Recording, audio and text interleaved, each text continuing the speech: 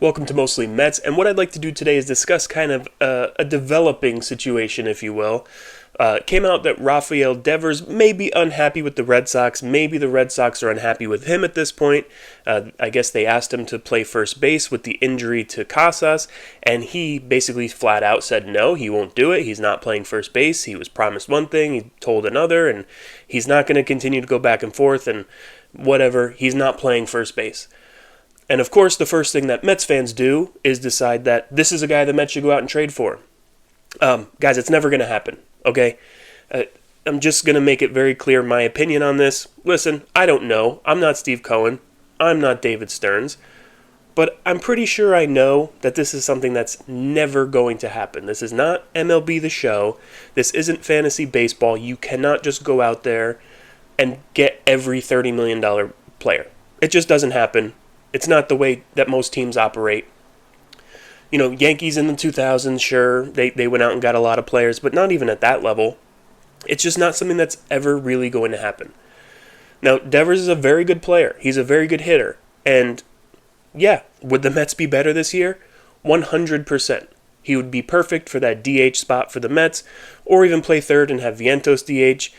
It would solve a lot of issues for this year.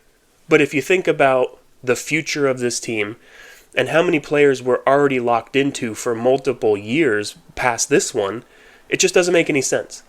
The Mets would never do this. They just wouldn't.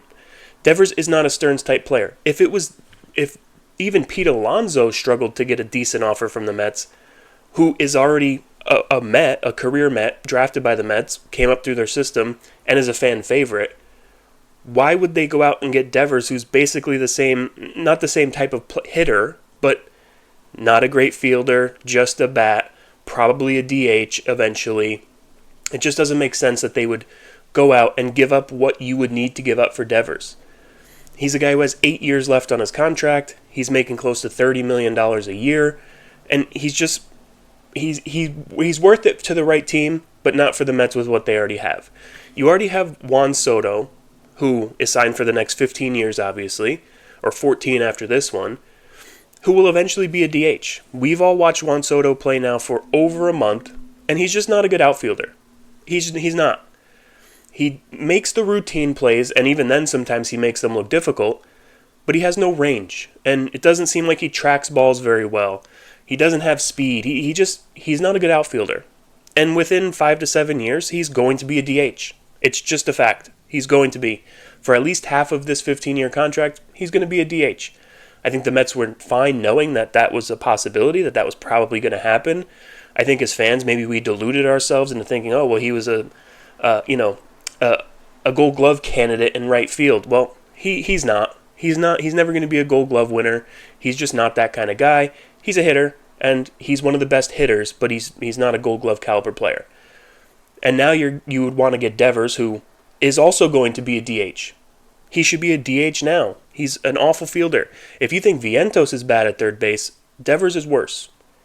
So it's just not going to be part of the Mets' plan to do something like this. You're already locked into Lindor, who's signed through 2031 at $32.5 million a year.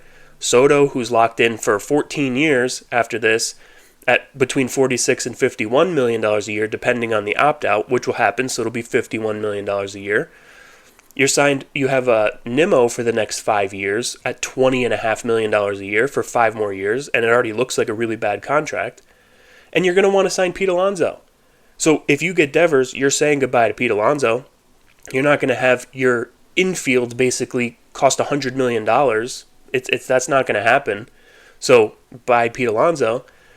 And then maybe Devers plays first base, and I'd rather have Pete Alonso for less years because he's going to get 4, maybe 5 years for around the same amount of money that Devers makes, and just have him play first base. He's perfectly fine over there. I just don't. I get if you're making a fantasy team, it makes a lot of sense. If you're making a team in reality, it doesn't.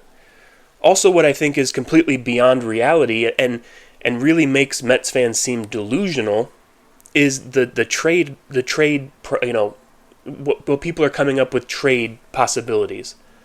And they're saying trade Jeff McNeil and Brett Beatty for Devers. first off, nobody wants McNeil. I believe the Mets tried to trade McNeil all offseason and didn't have any takers. If the Mets trade McNeil, it's going to be for some mid-level reliever. Nobody wants him, and the Mets will still probably have to eat some of the contract. McNeil makes over $15 million a year this year and next year, and he isn't the same guy anymore. So nobody wants him. You would have to pay his whole salary for someone to take him. And Brett Baty, we don't even want him. The Mets don't even want Brett Baty. Why would another team make him part of a trade deal for a star player?